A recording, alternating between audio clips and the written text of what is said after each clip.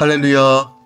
은혜와 평강이 모든 할렐루야 교회와 또한 이 아침에 함께 말씀을 묵상하는 모든 성도들의 삶 가운데 충만함에 임할 것을 예수께서 축원드립니다.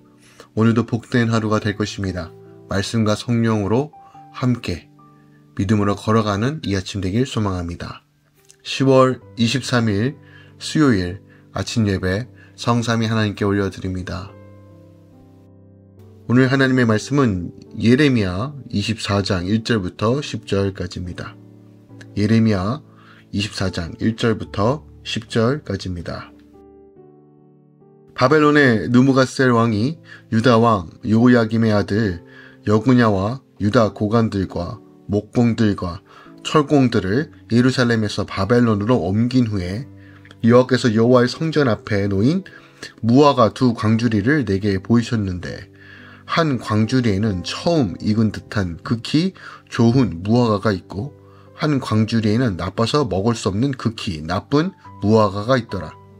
여호와께서 내게 이르시되 예레미야야 내가 무엇을 보느냐 하시매 내가 대답하되 무화과이온데 그 좋은 무화과는 극히 좋고 그 나쁜 것은 아주 나빠서 먹을 수 없게 나쁘니이다 하니 여호와의 말씀이 또 내게 임하니라. 이르시되 이스라엘 하나님 여호와께서 이와 같이 말씀하시니이다. 내가 이곳에 옮겨 갈대아인의 땅에 이르게 한 유다 포로를 이 좋은 무화과 같이 잘 돌볼 것이라. 내가 그들을 돌아보아 좋게 하여 다시 이 땅으로 인도하여 세우고 헐지 아니하며 심고 뽑지 아니하겠고 내가 여호와인 줄 아는 마음을 그들에게 주어서 그들이 전심으로 내게 돌아오게 하리니 그들은 내 백성이 되겠고 나는 그들의 하나님이 되리라. 여호와께서 이와 같이 말씀하시니라. 내가 유다의 왕 시드기야와 그 고관들과 예루살렘의 남은 자로서 이 땅에 남아 있는 자와 애굽 땅에서 사는 자들을 나빠서 먹을 수 없는 나쁜 무화같이 버리되 세상 모든 나라 가운데 흩어서 그들에게 환난을 당하게 할 것이며 또 그들에게 내가 쫓아보낼 모든 곳에서 부끄러움을 당하게 하며 말거리가 되게 하며 조롱과 저주를 받게 할 것이며 내가 칼과 기근과 전염병을 그들 가운데 보내 그들이 내가 그들과 그들의 조상들에게 준 땅에서 멸절하기까지 이르게 하리라 하시니라. 아멘. 하나님의 말씀입니다. 하나님이 예레미야에게 두 광주리에 각각 극히 좋은 무화과에 극히 나쁜 무화과가 담긴 환상을 보여주시죠. 바벨론에 잡혀간 유다 포로들은 좋은 무화과처럼 잘 돌보겠다고 하시지만 예루살렘의 남은 자와 애굽 땅에 사는 자들은 나쁜 무화과처럼 버리겠다고 말씀하십니다. 오늘 이 두 광주의 환상은 유다 멸망이 임박했던 시드기야 시대 말기에 주어진 것으로 이미 두 차례 바벨론의 침공으로 말미암아 바벨론의 포로로 잡혀간 유다 백성들을 위로하고 또한 바벨론에 항복할 것을 권고하는 하나님의 뜻을 거슬러 끝까지 바벨론에 투쟁하던 자들을 향한 경고의 말씀이 오늘 본문의 말씀이죠.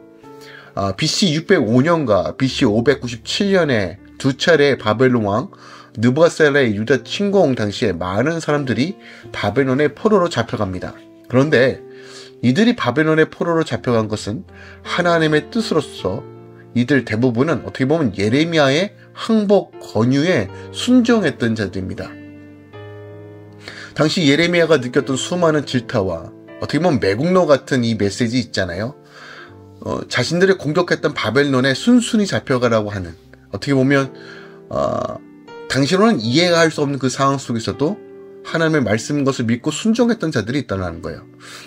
하지만 타락한 유다 백성들 가운데서는 나름대로 경건을 유지하고 하나님을 경외한다라고 말하면서 예레미야의 그 항복에 대한 권유를 응하지 않고 바벨론의 포로로 잡혀가지 않고 그리고 그 자리에 남아있거나 애굽을 의지했던 사람들이 있었다는 거예요.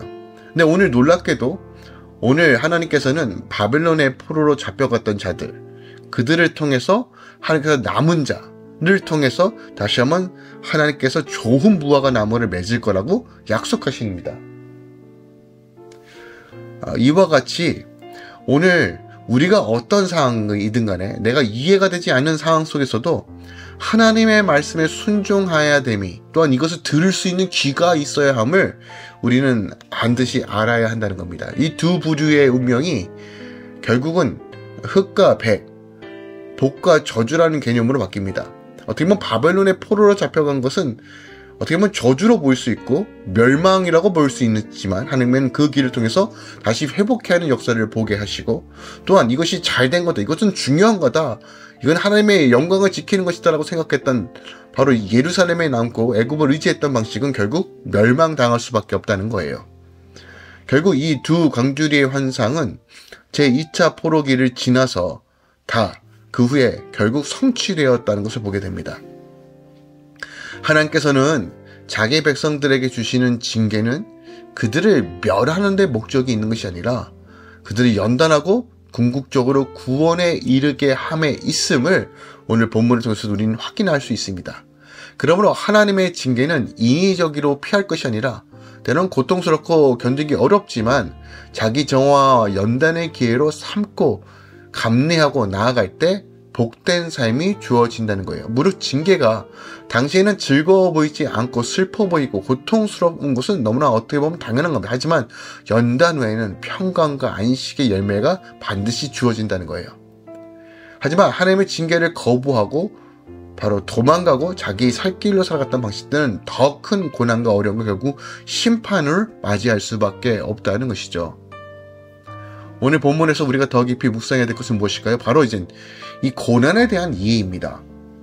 4절 이하에 보면 하나님은 예레미야를 통해서 두 무화과 광주의 환상을 통해서 말씀하시는데, 여기서 보면 하나님께서 유다 사람들 가운데 바벨론의 포로로 잡혀갔던 자들은 좋은 무화과, 바벨론의 포로로 잡혀가지 않고 유다와 예루살렘에 남아있던 자들은 나쁜 무화과에 비유하고 있어요.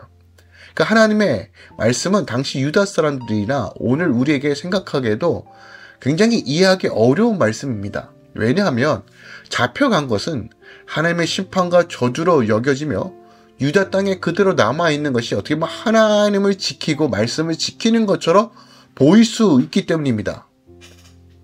포로로 끌려간 자와 끌려가지 않은 자 중에 누가 하나님의 심판을 받는 자를 여기게 됩니까? 누가 보더라도 끌려가는 것이 심판처럼 보이는 거 아닙니까? 그래서 유다 말기의 유다 사람 중에 포로로 끌려가지 않은 자들은 자신들은 선한 자로서 포로로 끌려가지 않고 끝까지 믿음과 전통과 신앙을 지키는 것이라는 생각을 했어요. 하지만 결론적으로 본문이 말하는 것은 무엇인가? 이것이 교만이라는 거예요. 때론 우리가 내가 믿는 거, 내가 알고 있다라고 생각했던 것들이 때로는 하나님의 말씀에 순종하는 것을 거부할 때가 있다는 것이에요. 그러나 본문에서 허탄한 생각이며 실상 그 반대라는 사실을 알려줍니다. 바벨론의 포도로 끌려간 자들은 하나님 당신께 돌아보실 때 좋게 여길 자들이요, 예루살렘에 남아있는 자들은 하나님께서 그들 스스로는 지킨다고 말하지만 결국 버림받을 인생이라고 표현하고 있는 거예요. 표면적으로 보면 바벨론의 포로로 끌려간 것은 하나님께 버림을 받는 것처럼 보이지만 그 전제가 무엇입니까? 하나님의 말씀에 순종이었다는 거예요. 순종할 때 내 상황이 즉각적으로 변하지 않을 수 있지만 그 길이 복된 길로 바뀔 수밖에 없다는 거예요. 먼저 바벨론 포로로 끌려갔던 자들은 고향을 버리고 이방 땅으로 끌려가 노예와 같은 삶을 살지만 이후에 그들은 그 땅에 정착하여 나름 괜찮은 삶을 살 뿐만이 아니라 더 나아가 다시 회복하여 줄 거라는 이 고레스 측령에 의해서 70년 만에 돌아올 거라는 이 언약의 말씀을 붙들고 나갈 수 있었어요. 그 당시 포로로 잡혔던 사람들이 누구입니까? 바로 다니엘이죠.